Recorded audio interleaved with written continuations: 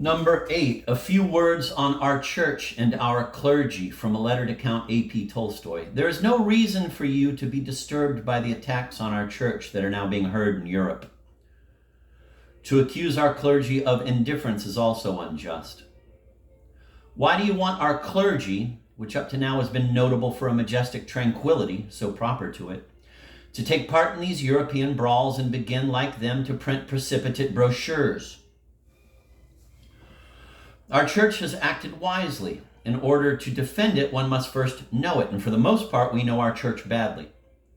Our church, our clergy, is not inactive. I know very well that in the depths of the monasteries and in the silence of the cells, irrefutable works in defense of our church are being prepared.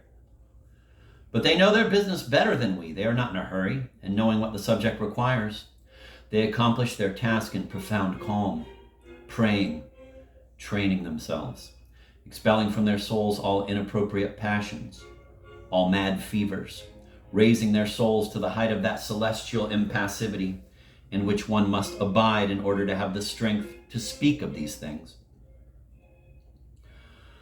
But these defenses will not serve fully to convince Western Catholics. Our church should be sanctified in us and not in our words. We should be our church, and it is by us that its truth should be proclaimed. They say that our church is lifeless. They have spoken a lie because our church is life. But they have logically deduced their lie. Their conclusion is valid.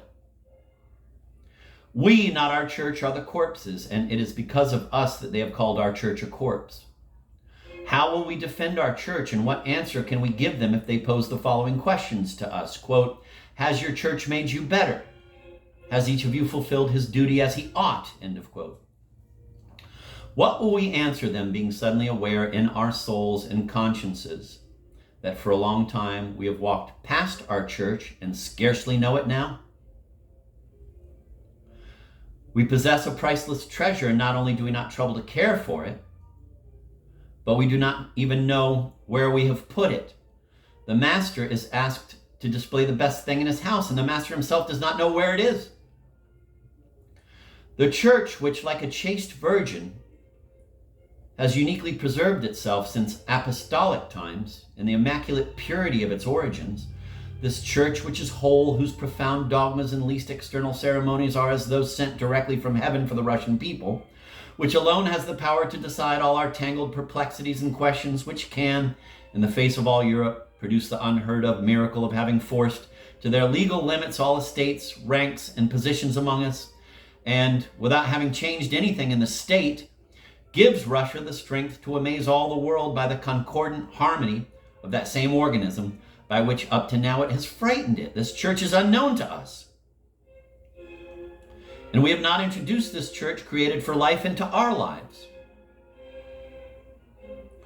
No, God keep us from now defending our church. That would mean harming it. For us, there is only one possible propaganda: our life. It is by our lives that we should defend our church, which is all life. By the fragrance of our souls should its truth be raised.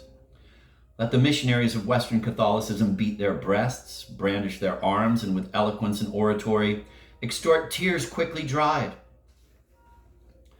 The preacher of Catholicism in the East should come before the people in such a way that by his humble aspect alone, by his calm eyes and quietly impressive voice issuing from a soul in which all desire for the world is dead, everyone will be moved before he has even explained one thing. And with one voice they will say to him, do not utter a word. We hear the holy truth of your church without that.